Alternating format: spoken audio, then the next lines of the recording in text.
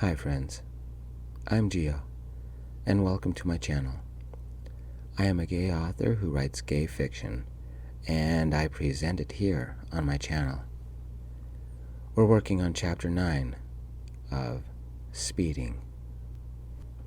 Pete is straight, but he is beginning to have doubts, and he is now questioning his sexuality.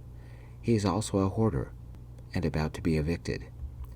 Ethan is gay, and a minimalist. He believes in traveling light. Ethan is in love with Pete, his best friend. Pete had an accident while trying to clean up. Ethan, the paramedics, and the firemen came to the rescue. Ethan's also claustrophobic and unable to deal with tight spaces. But his friend Braddock pointed out a few details. Ethan might also suffer from claustrophobia, the fear of being trapped. Let's get started. Chapter 9. Pete. I woke. The air smelled of antiseptic and coffee and some kind of cleaner. My mouth tasted of blood. Where was I? My right arm ached and felt heavy. My ribs ached, my head ached, and something itched on my temple. My legs stung. I lay in crisp, clean sheets with a light blanket over me. A machine steadily beeped to my left, keeping time with my heart. Something pinched my left index finger. The almost too cool air blew around me. I shivered. A door opened. Some ruffled sounds, like clothing. A smell. Flowers? I'm glad you came, a masculine voice said. My friend Sean? A muffled female voice said, How is he? Something softly thumped as she set something down. Was that Mary? Pete hasn't woken up yet, another masculine voice said. Thad's, Sean's husband. Does Pete's family know he's here? That was Connor, Mary's live-in +1. Wherever I am, my mom is not invited. My friends were here though. Why? What had happened? Where was I? Ethan said not to call them for any reason. He'll explain later. Or Pete can when he wakes up, Sean said. Pete has family problems too, Connor, Mary said. It's so common it's almost cliché. Have any of you met them? Pete mentioned a little brother and how his mom tries to control his life, but we've never met them, Thad said. When Pete wakes, we need to ask him about the blind date disaster his mom set him up on, Sean said. Blind date set up by a mom? Isn't that illegal? Where is Ethan? Mary asked. Taking a patient down to Vegas, Sean said. He didn't have time to give us any details about Pete, except something fell and it took an ambulance crew, the paramedics, and the firefighters to get Pete out and bring him to the hospital. Except for the ladder truck, that's the whole B shift, Connor said. What fell? Mary asked. Don't know. We've been sitting with Pete for 2 hours, so when he wakes up, we'll ask him, Thad said. I was in the hospital. My friends were here. What had happened? The boxes fell, and I had called Ethan for help. Oh, God. It had happened. Ethan had seen my apartment. What do I tell my friends? The whole fire department had seen my apartment. My neighbors must have seen my apartment. Everybody knew how bad my life had gotten. The heart rate monitor beeped a little faster. I think he's waking up, Connor said.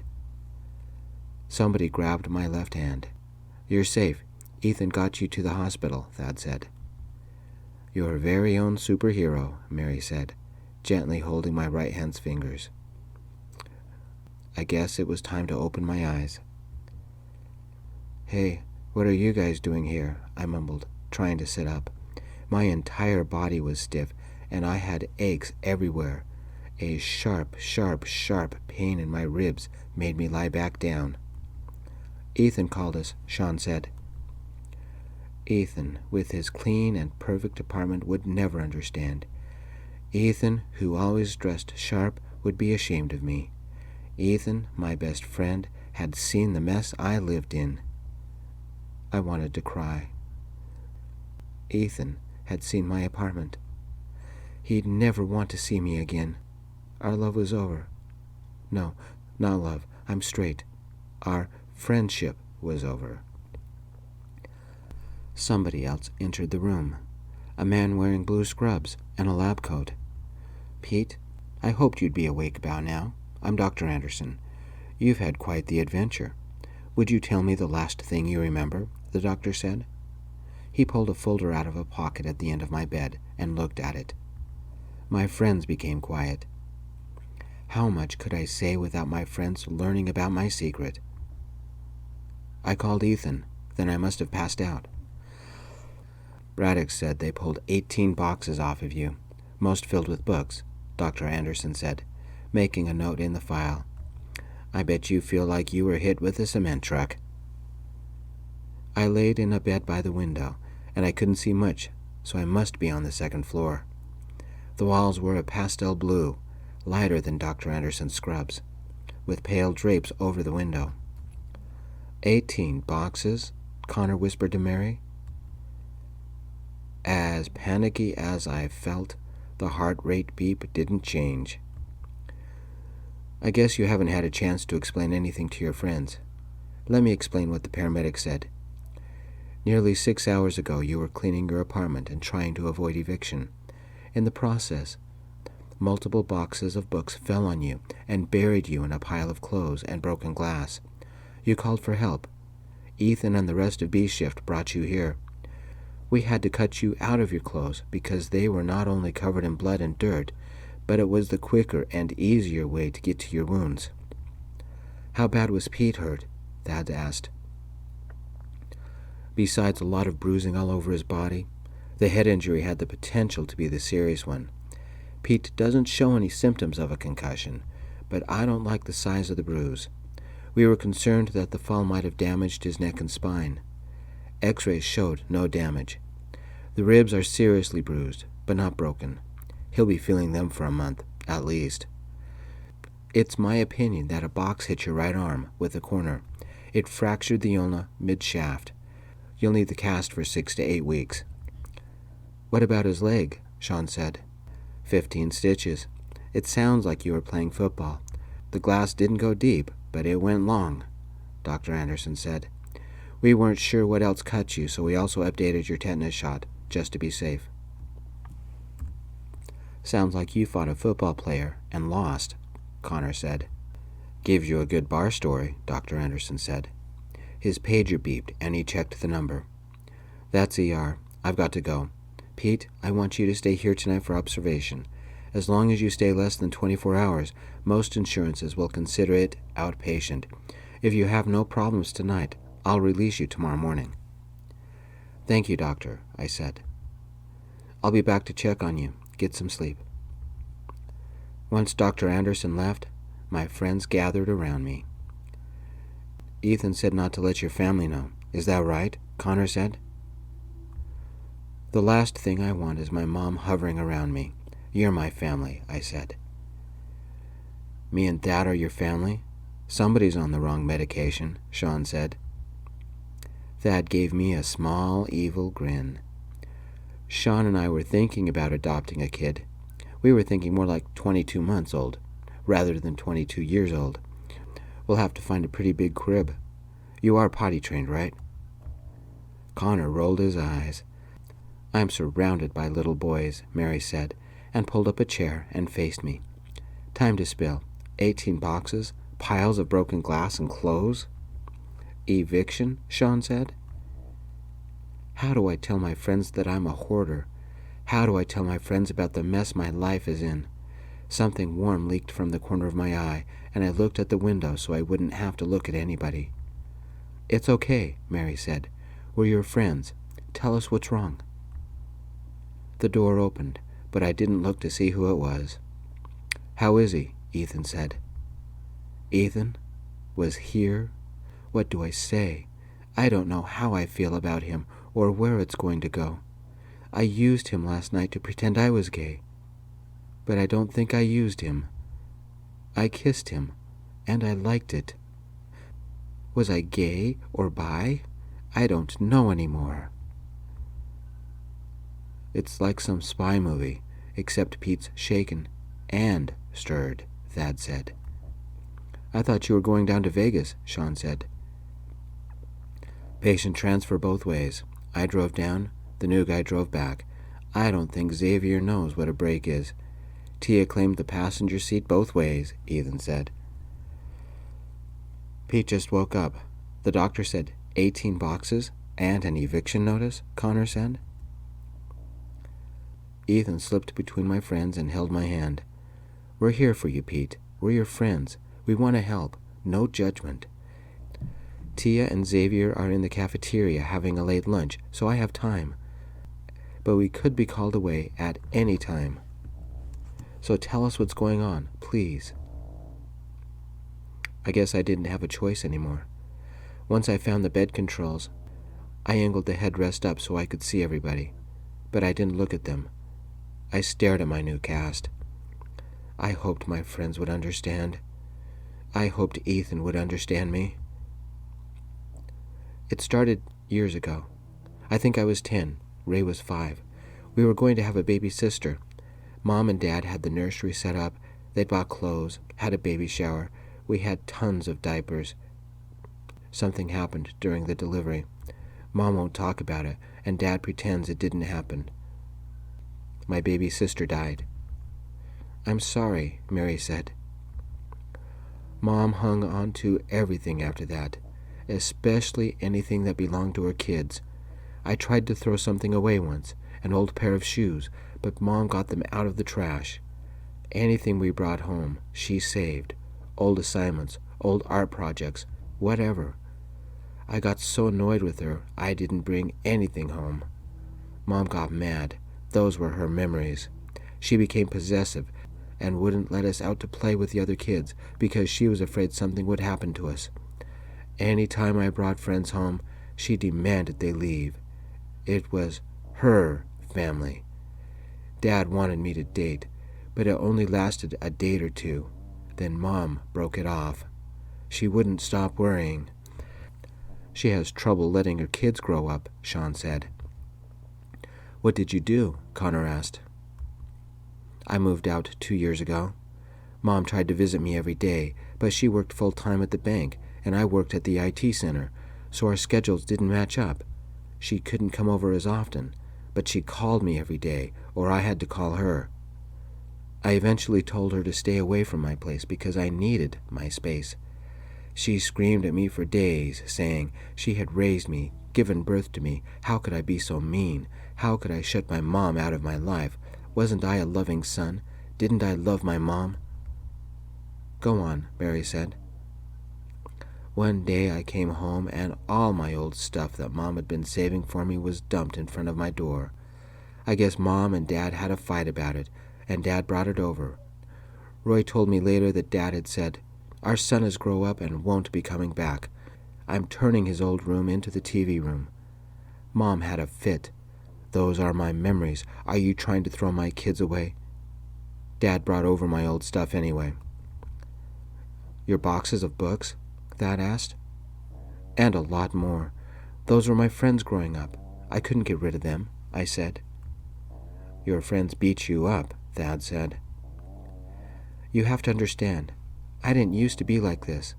My apartment was my bachelor pad, and I had parties and brought dates home. I found a girl, Chandra, and we fell in love. She got pregnant. Suddenly, my life changed, and I was seriously in love. I was going to be a dad. Me, a father. Life was better. I was excited. What happened? Ethan asked. Chandra had gone on a trip to Vegas with one of her friends. When she got back, I thought I'd surprise her. I bought a book of baby names, and I went to see Chandra. It was too soon to know whether it was a boy or girl. It was only 12 weeks. But that didn't stop me from dreaming. I was thinking of naming our kid Chris. Whether it was Christine or Christopher, I didn't care. The memories hurt so much, I started crying. Mary wiped my cheek. Did she? I nodded as another tear fell. I went over to see her with the name book.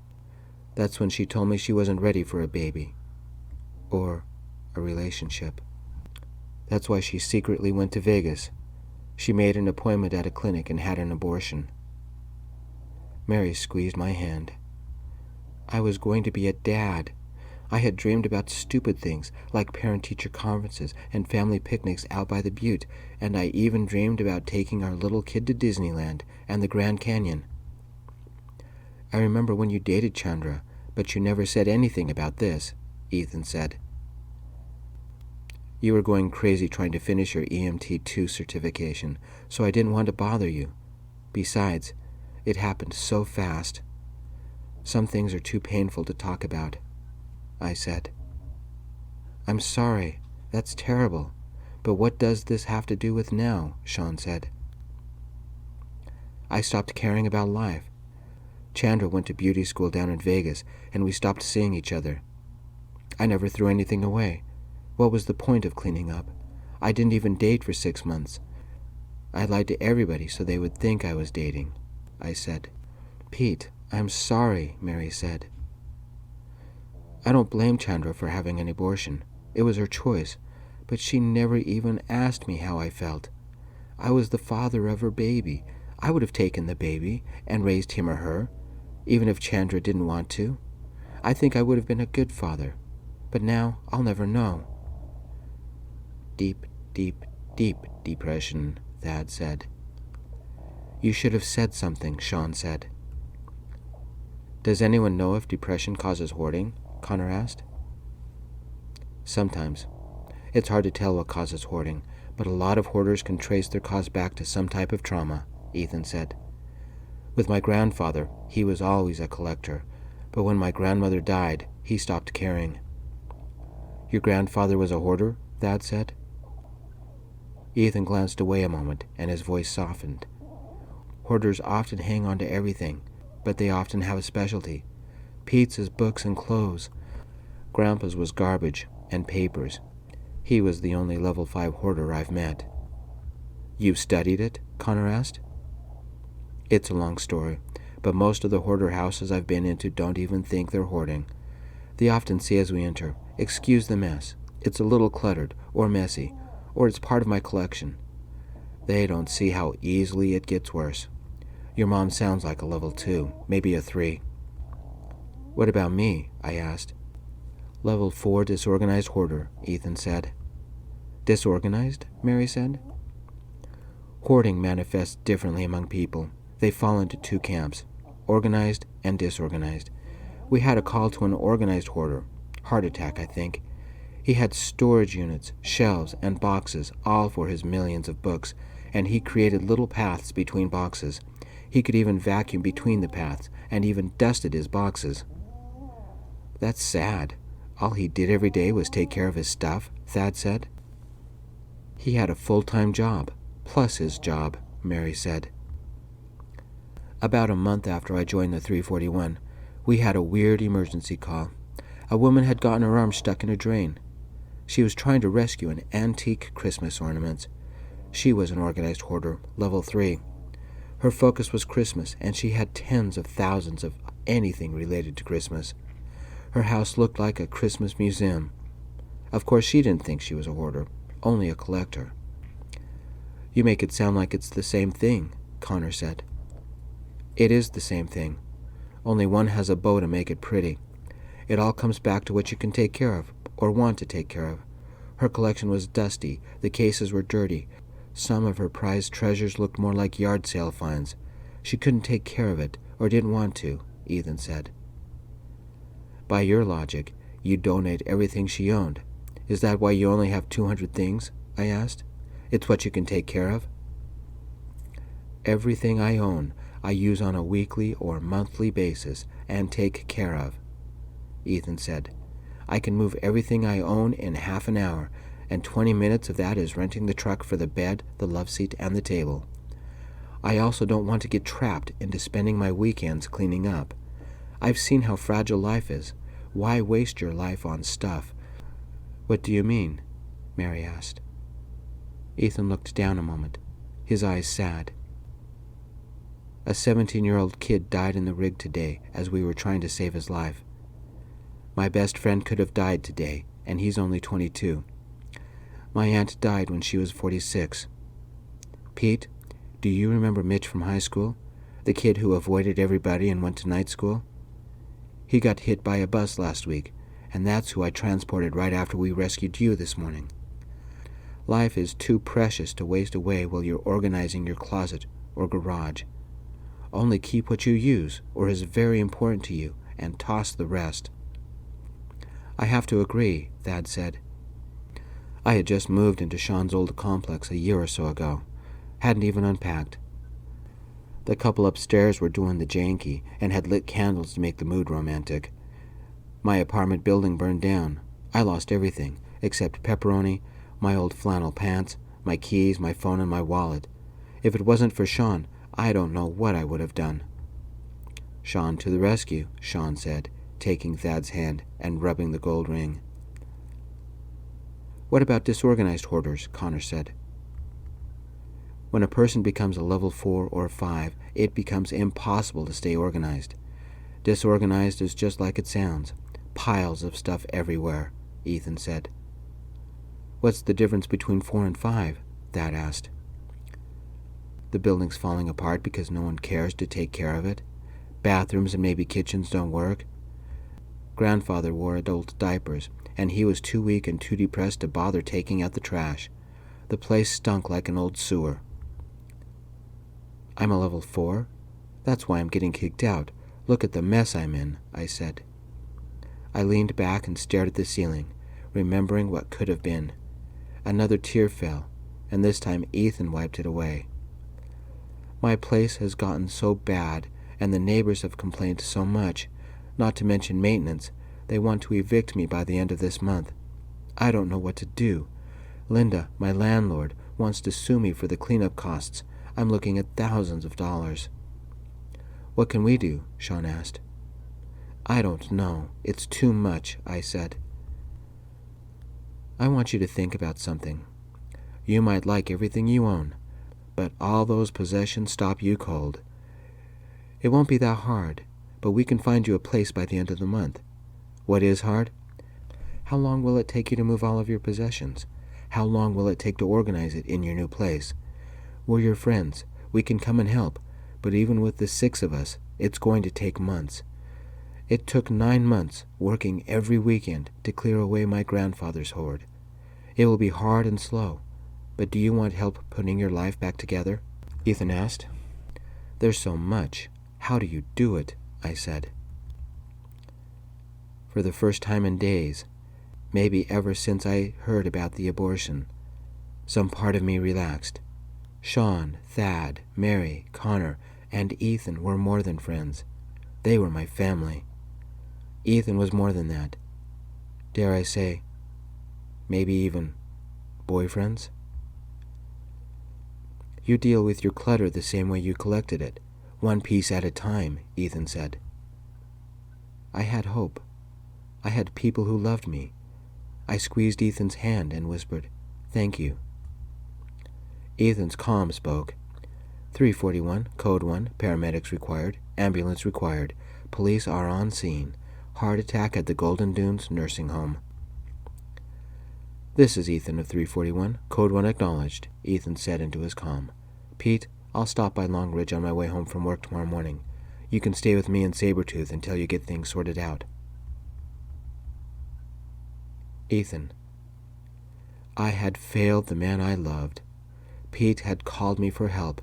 I went to rescue him and almost had to be rescued myself. Pete lived in my nightmare. His was the worst hoarding I had seen since my grandfather's house. Monday morning, I woke in the bunk room before the other guys on B shift and stared at the ceiling. I had failed the man I loved. Tia was already up, and the air smelled of fresh brewed coffee. Trust Tia. I got up, dressed, poured myself a coffee, and stepped outside for the morning air. The Nevadan air held the vaguest hint of coolness. The extreme heat of summer was ending, but it would still be hot for another month or two. When Psycho Wimp washes out, do you think Chief will give me his place? Xavier said, to somebody behind me. Doubt that, Bacon said. Harry, you hear that? Rookie wants to take Ethan's place. Can you cook, Rookie? Harry said. That's why I have a girlfriend, Xavier said. I took a sip of coffee and walked inside, right up to Xavier. She needs to teach you how to cook, or you won't survive in the 341. I think Rookie just called himself out. Bacon, you, me, and Xavier. Wednesday. It's on. Bacon, you grill up some burgers. I'll make homemade coleslaw and homemade buns. Xavier, let's keep it simple for your first time. Clint, our shift chief, leaned against the ladder rig and snickered. Xavier, I hope you know how to use a deep fryer, because you will slice up some potatoes for fries and fry them up, I said. I want potato salad, Clint said. The mayo and mustard kind, with big chunks of potatoes and onions, none of that mushy stuff. But don't use big pickles, use more of a relish, enough to give it some color, but not enough to ruin the flavor, Harry said. I can't make that, Xavier said. I continued as if I wasn't interrupted. That sounds really good, and slice up some cheese, tomatoes, and onions for the burgers. We need enough for 12 hungry guys, possibly 2 meals, Jessie said.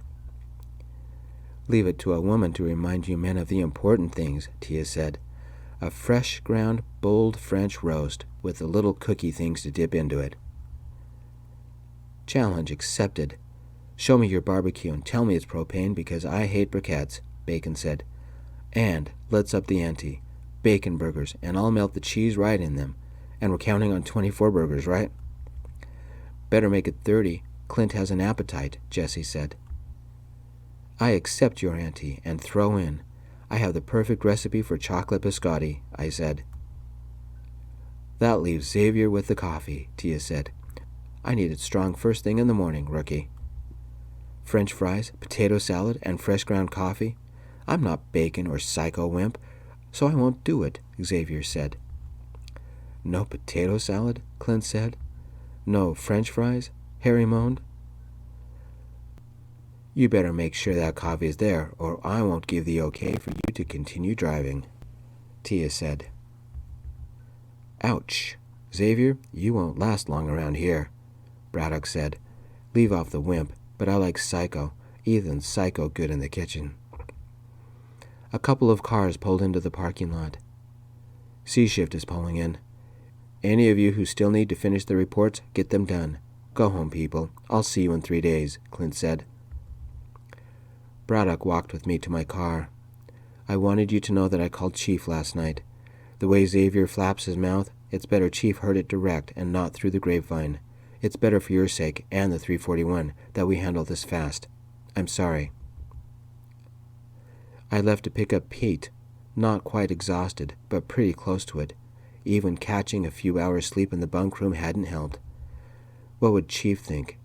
If a firefighter or one of the EMTs or paramedics are injured and are forced away from work, they have to be cleared by a department-approved doctor before coming back to work. Sometimes they are given desk jobs while the paperwork takes its time. Mental issues are similar. Chief has a list of staff-approved psychologists that make the final call. I could be benched and out of work and have to deal with psychological counseling until I am finally approved. If it lasted a few weeks, that would use up my sick leave, then my vacation time. The department would be short an ambulance driver for a few weeks. Taking time off as an ambulance driver is difficult because there are so few people who could cover. The guys would resent me. I could lose my job and never become a paramedic. There are other medical fields I could enter, like a nurse, but driving the rig is my life. 2 years of training to get my EMT certificate was about to get flushed down into the sewer. Not only couldn't I save my best friend, but in failing to save him, I could lose what gave my life meaning. The station doesn't need a man who froze. Could Pete have died because of me? What if it happened again with someone else? I failed my best friend. If Pete ever found out, he'd hate me. I'm about to lose my job. I can't tell Pete any of this. He wouldn't understand. Thanks for joining me, my friends, for Chapter 9 of Speeding. See you next week. Peace.